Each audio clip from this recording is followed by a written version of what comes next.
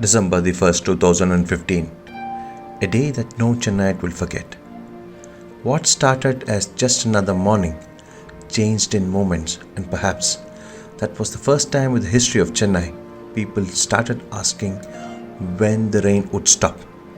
As a matter of fact, many of us here at MedConnect started to follow weather dynamics much closely post this historical disaster. Our lives haven't been the same post that day, and we are sure it is the case with every one of us here in Chennai. We analyze the Chennai floods of 2015 in this series, Floods in India.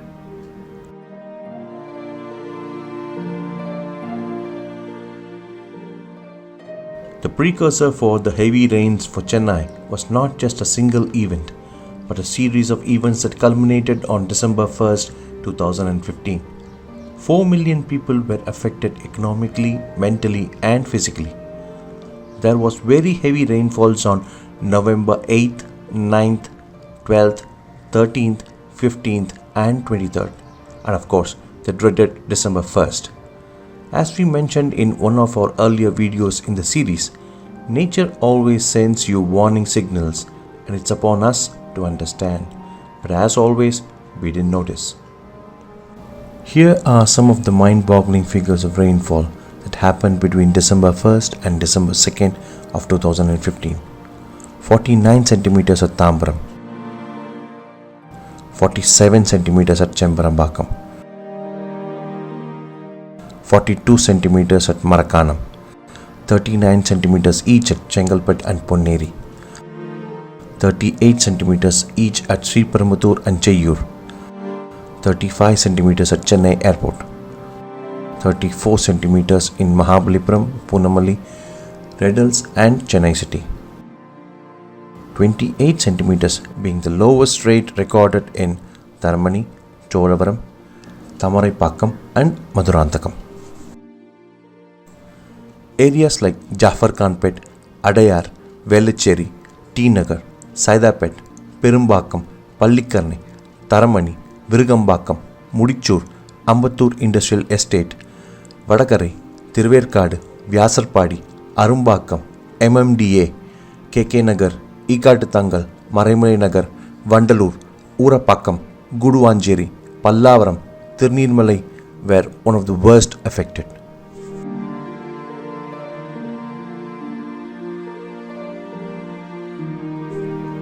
Perhaps that is the only time in the history of Chennai city boats were used as a primary rescue vehicle. Many lost their loved ones due to the floods inundating their residence all of a sudden, with damages to the properties as well. As high as 15 to 18 feet of water surrounded some places in Chennai, and just imagine the extent of damage. So the average water level for those involved in rescue operations was the first floor of many houses.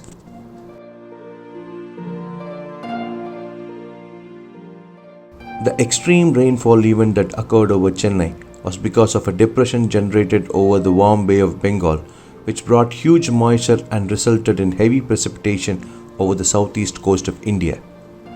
The spatial distribution of mean sea level pressure till 27th of November 2015 shows a widespread low pressure over the South Bay of Bengal, which became concentrated over Sri Lanka and brought huge moisture over Chennai region in December. The El Nino of 2015 was one of the strongest reported, which started developing in 2014. The record deluge of rainfall over Chennai was due to the above normal sea surface temperatures in Bay of Bengal, presence of monsoon trough close to Chennai, prevailing easterly waves and strong easterly winds. The 2015 El Nino phenomenon weakened the southwest monsoon winds, which in turn led to less churning and upwelling in Bay of Bengal and Arabian Sea, and resulted in higher sea surface temperatures due to less mixing of cold waters with warm surface waters. This had a warming effect in Bay of Bengal. During the post-southwest monsoon withdrawal period, which is the later part of October and November, a monsoon trough prevailed around 13° north latitude over the peninsular India and Bay of Bengal. The city has large marshlands in the south, which is about 20 kilometers south of city center, smaller wetlands around it, and a large tract of pasture land. The southern marshlands called Pallikarnai marshland is known as the flood sink area of the city as it drained about 250 square kilometer of the city in the 80s.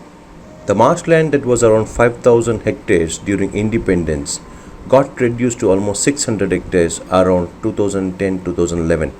The only reason for all this was rapid urbanization. During the time of 2010-2011, along with the marshland, all the wetlands of Chennai became the sites of waste disposal, housing, commercial and industrial areas. As the city expanded in the south, the Pallikarnai marsh became fragmented. Like any other city, the land alone was valued and not the water body, which came to be treated as wasteland. In 2002, a survey by Tamil Nadu Pollution Control Board showed that the marsh lost around 90% of its original extent. This is also the year when the city observed a big flood event. The most affected areas were the adjoining areas around the marshes like Velachery, Perungudi, Taramani, to name a few. People may think that Chennai doesn't experience floods often, but definitely floods are not new to Chennai. The city has experienced major floods during the last 3 decades in the years 1976, 1985, 1996, 1998 and 2005, and of course the big one in 2015. Before passing the onus to the government, let us all for a moment think how disgracefully we treat sewer drains in our streets. In this context, it is important to bring out the effect of bad soil waste management on the conditions of the drainage channels, both major and minor. The city of Chennai has been urbanizing very rapidly over the last few decades. The population in Chennai city was increased from a mere 5 lakhs in the year 1901 to more than 45 lakhs in the year 2011. The major consequence of urbanization is the disappearance of many minor and medium water bodies. These water bodies served as detention basins and resulted in a decrease in peak discharge. Inappropriate urbanization may also lead to the encroachment of the waterways, which reduces their went-way. A few glaring examples are given here. Number 1. The construction of Mass Rapid Transit System, the MRTS, in and around the Buckingham Canal. Number 2. The new Chennai Airport runway, which is built on the Adyar River. Number 3. Sidco Nagar in Villivakam. Number 4. Valluvar Kotam in Nungambakam. Number 5. Parts of Mogapere and Avadi. Number 6. The OMR IT corridor, which is built on Pallikarnai marsh. Similarly, culverts provided on many of the new roads have inadequate capacity to pass the flow from one side to another. Any discussion on the Chennai floods of 2015 would be incomplete if we don't talk about the elephant in the room, the Chembarambakam Lake. Now, this is how water flow happens for the reservoir. Chembarambakam receives water from its own catchment as well as some surplus water from Pundi to the Krishna Water Link Canal. Before discharging at Chembarambakam, Krishna Water Link Canal crosses, joins Kuvam at Aranvayal Anikat and gathers some water from Kuvam as well before taking off to Chembarambakam. Chembarambakam tank can hold water up to a maximum level of 7.315 meters with a full capacity of 3,645 million cubic feet. When the Chembarambakam tank is full, excess water is released into Adyar River. The situation would have been better if the authorities had released controlled quantities of water from Chembarambakam and other reservoirs throughout the November 2015. However, one fundamental aspect that we all must understand is that these are conservation reservoirs and not flood control reservoirs. Therefore, they are regulated differently. Being a conservation reservoirs, without a reliable weather forecast, and the reservoir inflow forecast, decisions on timely release of flood waters are rather difficult. Further, all water bodies were completely full from the above normal November rainfall, and the catchment was completely saturated, resulting in heavy runoff. The reservoir release alone cannot be blamed for the huge deluge in Chennai. Nonetheless, it is high time to have a comprehensive flood forecast system in place, which thankfully we have for the city now. And in fact, the first city in India to have one, even before Mumbai, for assisting the authorities in making informed decisions about operating the reservoirs for managing floods, in addition to making sure that the storage for drinking water supply is not compromised. It is not an overstatement to say that the December 2015 floods in Chennai have been a mammoth, although there have been varying reports on the number of casualties, the aerial extent of flooding, and the magnitude of economic loss. They affected the Coromandel coast region of the South Indian states of Tamil Nadu and Andhra Pradesh, and also the Union Territory of Puducherry, with Tamil Nadu and the city of Chennai which took the worst hit.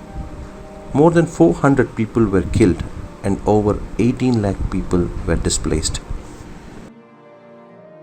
Essential household items like milk and vegetables were sold at more than double the normal price in some places in Chennai.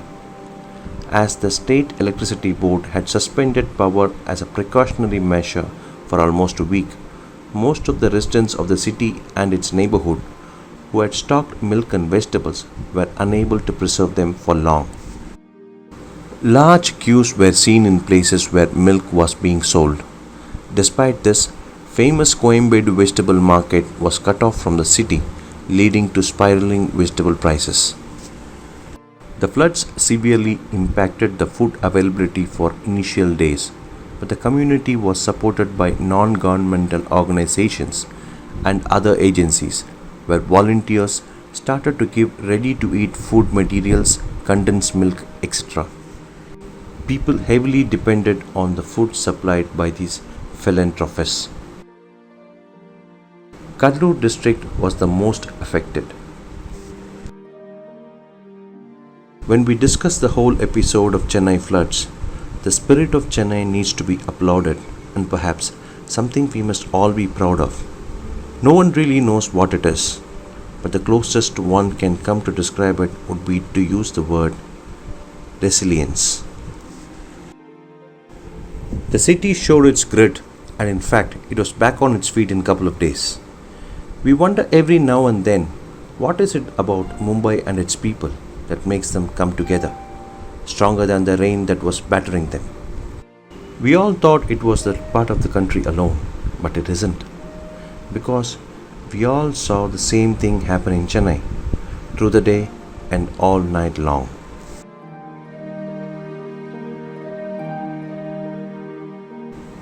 People opened up their homes to strangers, humans, and for the animals too.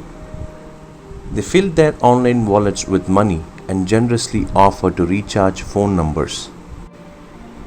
They made packets and packets of food to distribute to those stranded.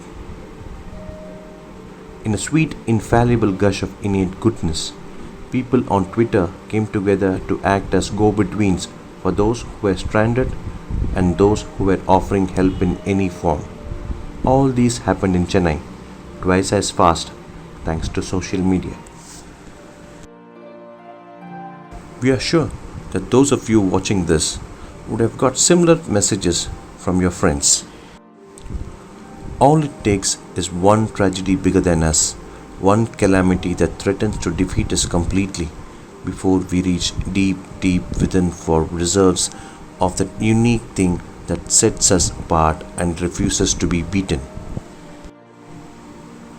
It is also the very thing that makes us bay for each other's blood when things don't go our way on a normal and a non-catastrophic day. At a time when the entire country is struggling for unity in diversity, on days when most newspapers and TV news channels woke up to the flood in Chennai way too late, we should be proud of what we showed the world and how we lead by example. Empathy and humanity are the things most of us fight day in and day out, and glaringly, that was visible through the spirit of Chennai. Well, turn back and look at Chennai that day and relive how we opened up homes to strangers, created relief volunteers when the system seemingly broke down, found food and even oxygen tanks for the ill. Then tell me letting yourself be vulnerable and wearing empathy on your sleeve is a bad thing. In the aftermath of the flooding event, there was good coordination between the government and the defense agencies during the rescue phase.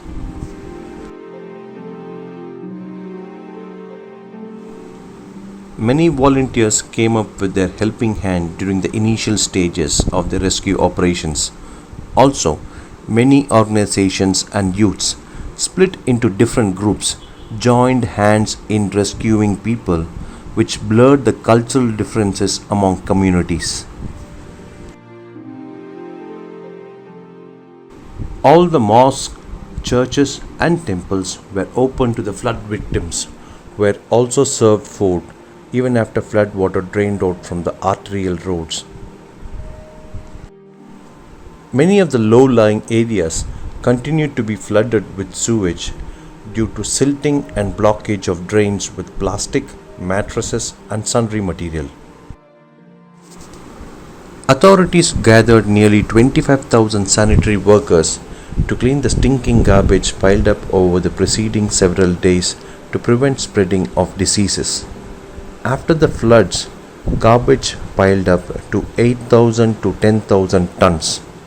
In normal times, it's about 650 tons. Many lessons can be learned from an event of this magnitude to aid better preparedness to face such events in future, not just in Chennai, but also in other urban areas in India and elsewhere in developing countries. Herein, some ideas are proposed as recommendations on which attention needs to be focused by the policymakers, administrators, and academicians. These recommendations should be considered in conjunction with the guidelines for urban flooding prepared by the National Disaster Management Authority. Chennai will never be the same after what it witnessed in 2015.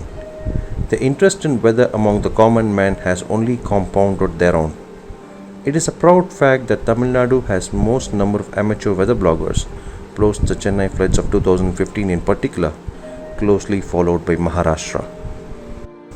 When this series started, and where we listed out the types of floods, we kind of tried to place Chennai Floods in one category, only to find out that the whole Chennai Floods episode best fit in all categories, be it riverine, local, urban and even coastal flooding.